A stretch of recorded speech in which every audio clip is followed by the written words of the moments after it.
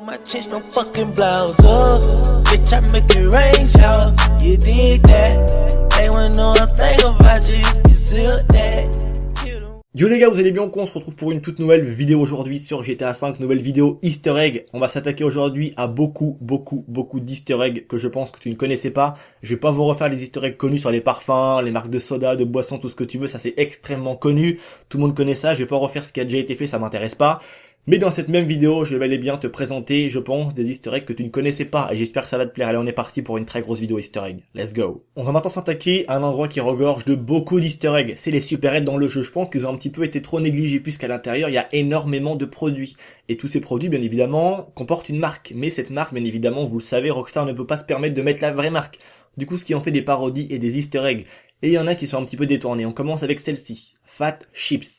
Donc qui veut dire entre guillemets, ça a été déformé, mais qui veut dire les chips pour les gros plus ou moins.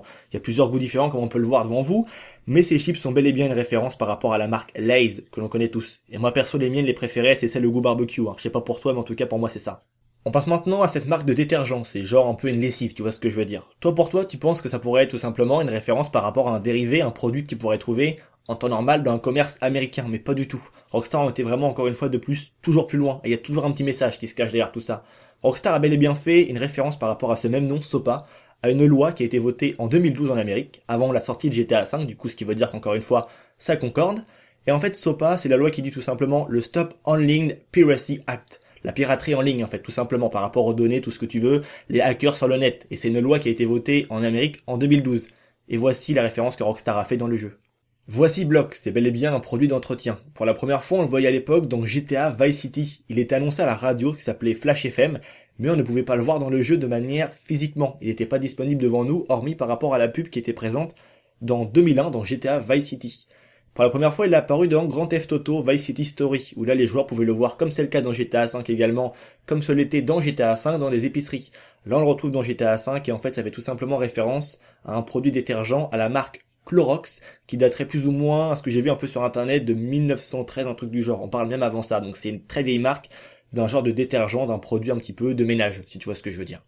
On passe maintenant à une marque de bière, la Cerveza Baracho, qui apparemment pourrait être entre autres une parodie de la marque de bière mexicaine, la Corona, qui je pense vous la connaissez tous. Mais également, elle a beaucoup de liens de ressemblance entre la marque de fiction de bière, la Cerveza Chango. Qu'est-ce qu'une marque de fiction? Je vais vraiment prendre un exemple très simple qui va, je pense, parler à tout le monde. Breaking Bad, Walking Dead. Dans Breaking Bad, on pouvait donc voir qu'à un moment, Jesse Pinkman était donc dans le bureau de Saul Goodman. Et à un moment, il sort un paquet de cigarettes de la marque Morley. Et quand les fans de Breaking Bad et également de Walking Dead ont vu que dans Walking Dead, lors de la saison 5, Daryl, qui était un petit peu dans la merde avec Carol, ramassait lui-même une cartouche de la même marque, la marque Morley. Du coup, les fans ont donc vu encore une fois un lien et pensé qu'il pourrait y avoir encore une fois une histoire de préquel, comme quoi Breaking Bad était donc le préquel de The Walking Dead, ce qui veut dire qu'il s'était passé avant The Walking Dead. Je pense que tout le monde connaît ça, qui n'a pas vu la vidéo de Didi Chandouidoui, j'ai envie de dire. Et du coup, en fait, pas du tout, puisque la marque Morley, encore une fois, c'est une marque uniquement de fiction. C'est comme la marque Cerveza Chango, c'est une marque qui est vraiment utilisée dans tous les films, dans les séries, dans tout ce que tu veux. C'est une manière un petit peu pour les réalisateurs de films, tout ça, de ne pas payer de droits d'auteur et de marque, encore une fois. Morley, ça pourrait être comparable avec du Marlboro, perso ça me fait penser plus à du Marlboro. Et également la Cerveza Chango, ça pourrait être comparable avec de la Corona, ou pourquoi pas de la Desperado. Et également le logo qui est présent dans GTA V, une tête de taureau, qui ça n'échappera à personne, est également présent sur la Bati 801RR, sur les différents coloris que l'on peut choisir, comme la marque Sprunk, enfin qui fait référence à la marque Sprite, vous avez compris. En fait, la tête de taureau, on la voit beaucoup présente dans le film Baracho, c'est pour ça qu'elle est également présente dans GTA V. C'est pour ça que ça renforce encore une fois les liens de similitude et de rapprochement entre ça.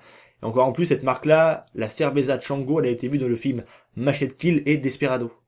On est parti sur les bières, du coup on continue la Pride Brew. On voit que sur le logo il représentait un lion, également des palmiers, couleurs un petit peu qui font penser à la Jamaïque, tout ça. Et quand on se renseigne par rapport à cette marque de bière dans GTA V, elle fait en réalité référence à la marque Lion Heart Stunt, il me semble, qui est également une marque de bière jamaïcaine. Et quand tu regardes la marque de bière dans GTA V, c'est un lion qui est représenté. Sur la vraie marque de bière jamaïcaine, c'est également un lion. Du coup plus de doute, hein.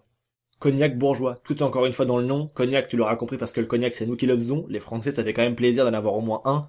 Un historique pour nous, ça fait quand même plaisir. Bourgeois, pourquoi bourgeois? Parce que Rockstar veut dire encore une fois que soi-disant pour eux, c'est que les bourgeois uniquement qui peuvent boire du cognac. Et c'est pas si faux que ça. Ça me fait beaucoup penser quand même à la période un petit peu 70-80 où tu pouvais voir le héros du film avec un bon verre de cognac et un gros cigare. Tout le monde a vu ça, je pense. On change maintenant un petit peu d'horizon et on va revenir non loin de Paleto Bay et juste à côté du téléphérique. On va s'intéresser à cette statue énorme que l'on connaît tous dans GTA V. Un bûcheron vraiment énorme. On peut voir que de la main droite il tient une hache. Pas étonnant, c'est un bûcheron vous me direz. Sur le bras gauche, sur l'épaule gauche, on va dire, il a un bidon de bière, enfin un tonneau, que dis-je, de bière de la marque Lager, qui est une marque de bière présente dans de nombreux GTA. Depuis GTA Vice City à l'époque, elle était également annoncée sur la radio FM dans Vice City, dans GTA The Ballad of Gay Tony, dans Los Santos Damned, dans GTA 4 et également dans GTA 5. On la retrouve également. On s'en fout un petit peu de la bière, mais il fallait quand même le préciser. Et vraiment, ce qui nous intéresse, c'est le bûcheron. À quoi Rockstar a pu bien faire référence par rapport à ce bûcheron? Pourquoi ils l'ont positionné ainsi et pourquoi il est aussi gigantesque? Il fait bien une référence. En réalité, il fait référence à la légende urbaine et au folklore américain Apple Bunyan. Excusez-moi si je le prononce mal. On va dire qu'en fait, c'est une figure emblématique du folklore américain. C'est un peu une légende urbaine là-bas, en fait.